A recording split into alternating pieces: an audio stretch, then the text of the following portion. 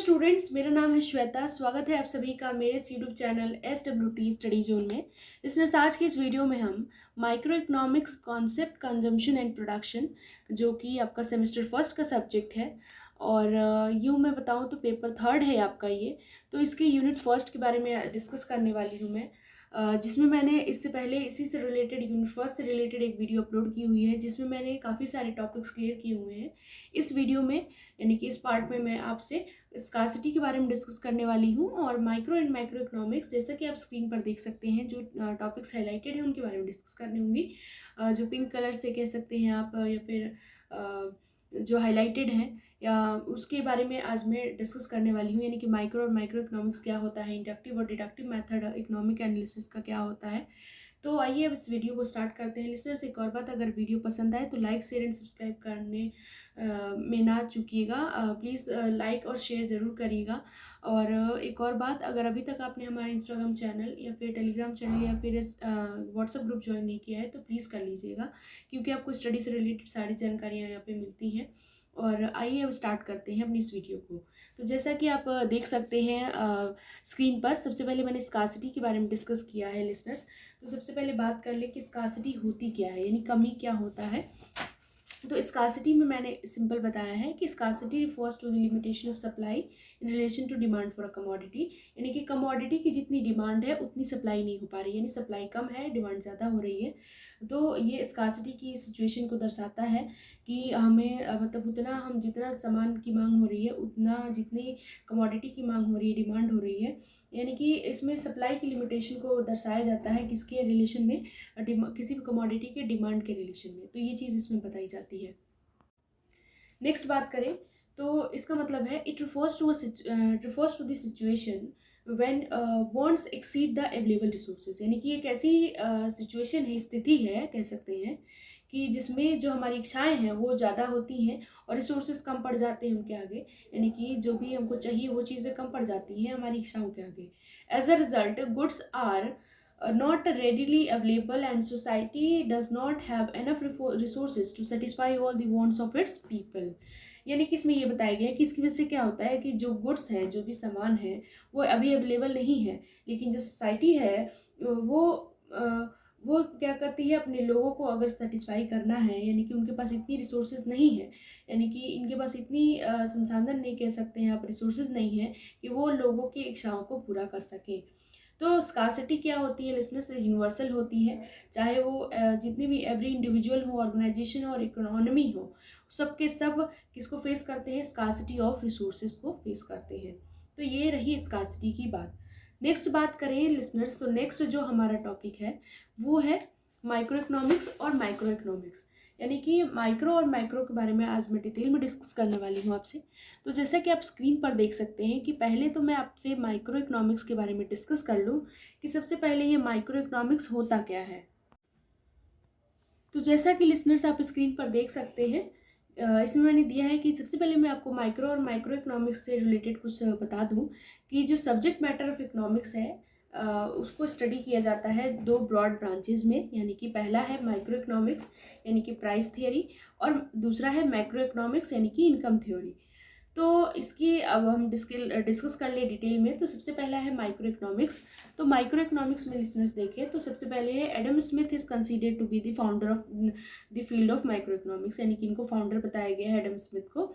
The term micro has been derived from Greek word, यानी कि micro जो शब्द है उसको ग्रीक का से बता सकते हैं भाषा से लिया गया है। कौन सी भाषा है, ग्रीक वर्ड से, यानी माइक्रो से लिया गया है, जिसका मतलब क्या है, जिसका मतलब स्मॉल यानी छोटा होता है, यानी small.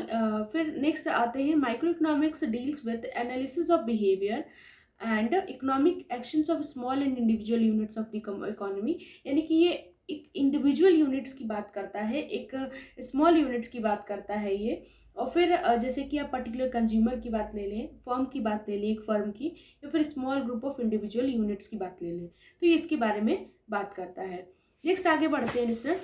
Micro economics is that part of economic theory, यानी कि ये वो पार्ट है इकोनॉमिक थ्योरी का जो कि स्टडी करता है किसके बारे में, जो behaviour of individual units of an economy, यानी कि किसी इंडिविजुअल यूनिट्स इन इकोनॉमी के इंडिविजुअल यूनिट्स के बिहेवियर के बारे में स्टडी करता है, यानी कि किसी इंडिविजुअल के बारे में बात करता है, छोटे से लेवल के बारे में बात करता है।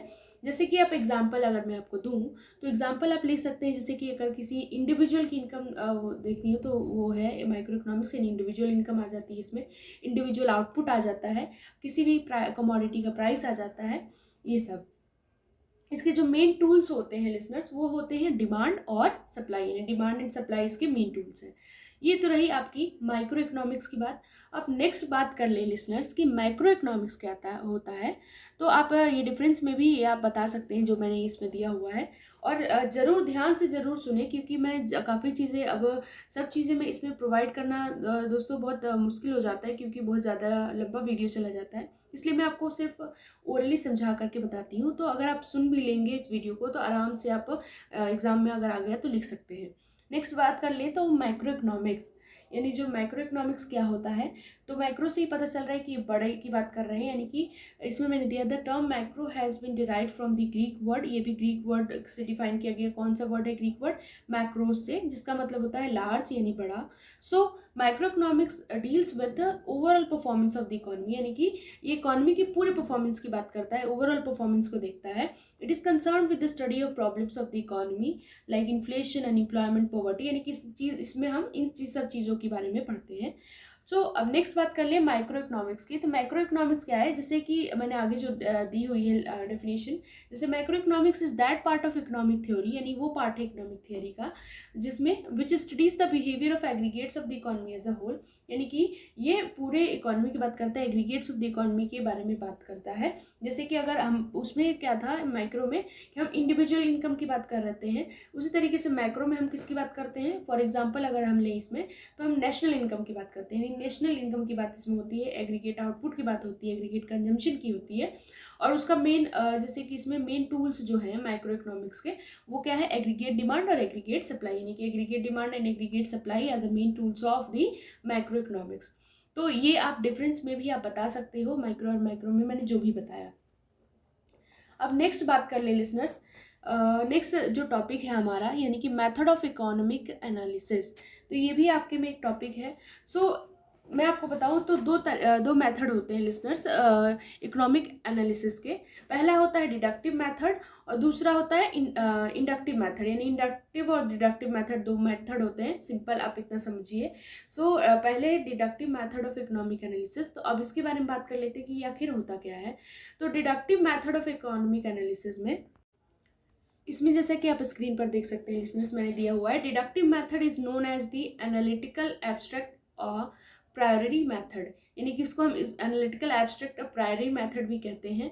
इन deductive method of economic analysis में हम जनरल टू पर्टिकुलर प्रोसीड करते हैं, इसको हम क्या कह सकते हैं, यानी this is also known as, इसको हम हाइपोथेटिकल मेथड भी कहते हैं। For some of the assumptions may not correspond to actual facts, but very near actual facts, which may be used as a premises for starting reasoning. तो ये सब चीज़ें इसमें हैं and drawing conclusions. तो नेक्स्ट बात कर लें अब deductive method of economic analysis की, यानी कि क्या क्या एडवांटेजेस होते हैं लिसनर्स इसके। तो एडवांटेजेस भी बहुत सारे हैं deductive method of economic analysis के। सबसे पहला है deductive method is extremely simple, यानी एक्सट्रीमली सिंपल होता है। फिर इसमें है आगे है इसमें listeners deductive method obviates the necessity of experimentation. इसमें क्या होता है कि इसमें जो जैसे मानते हैं कि economics being a social science, यानी कि इसको अगर सोशल साइंस की तरीके देखा जाए तो जो एक्सपेरिमेंटेशन होता है वो अवेलेबल नहीं होता है किसके केस में, जैसे कि इसमें बताया कि अगर इकोनॉमिक्स सोशल साइंस के केस में देखा जा रहा है तब जो एक्सपेरिमेंटेशन में not be available as in the case of physics और केमिस्ट्री के केस में ये अवेलेबल नहीं है। So the next best alternative to experiment is deductive reasoning, यानी कि जो दूसरा हमारे पास ऑल्टरनेटिव बचता है वो होता है डिडक्टिव रीजनिंग। तो बोल्डिंग के अकॉर्डिंग ये जो मेथड है डिडक्टिव रीजनिंग, ये किसका मेथड है, ये इंटेलेक्चुअल एक्सपेरिमेंट का मेथड है।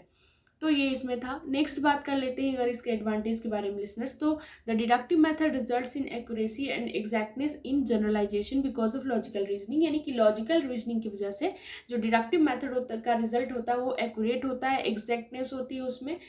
This method gives a very high standard of precision in abstract economic reasoning, तो ये चीज़ है इसमें।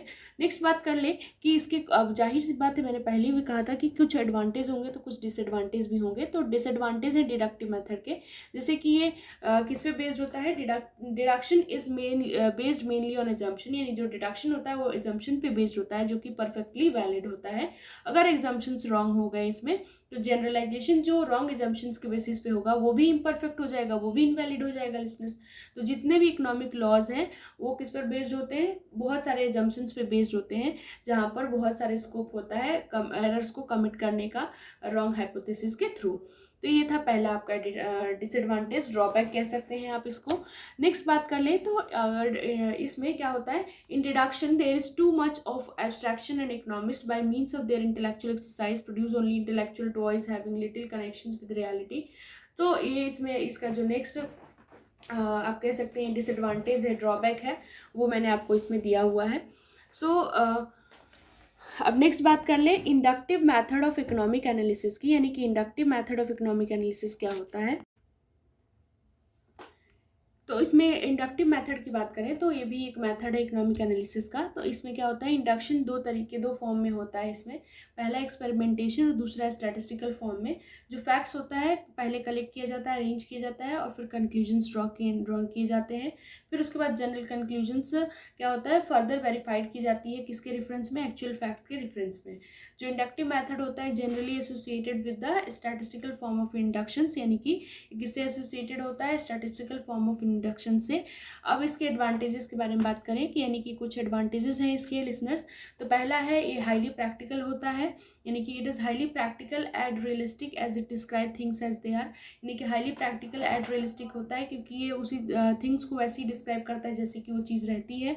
It is helpful in verifying the conclusions of the deductive method, यानी कि हेल्प करता है, हेल्पफुल होता है कंक्लूजन्स को वेरीफाई करने में किसके, डिडक्टिव मेथड के। नेक्स्ट बात कर ले डिसएडवांटेजेस की, यानी कि इसके कुछ डिसएडवांटेजेस भी हैं लिसनर्स। तो इंडक्टिव जैसे कि आप देख सकते हैं कि इंडक्टिव मेथड की कुछ लिमिटेशंस है, डिसएडवांटेज है।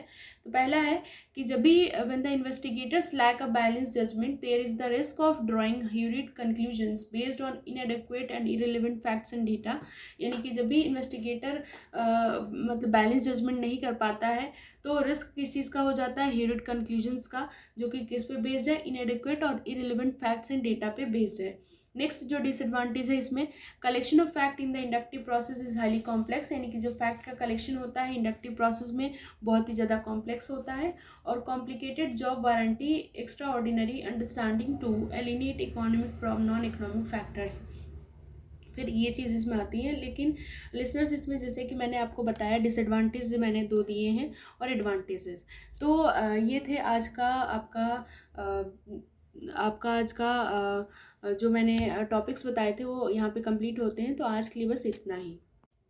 अगर आपको वीडियो पसंद आए तो please like share and subscribe करना ना भूलिएगा। और इस वीडियो से रिलेटेड कोई भी क्वेरी है तो आप मेरे कमेंट सेक्शन में कमेंट करके बता सकते हैं। Thank you.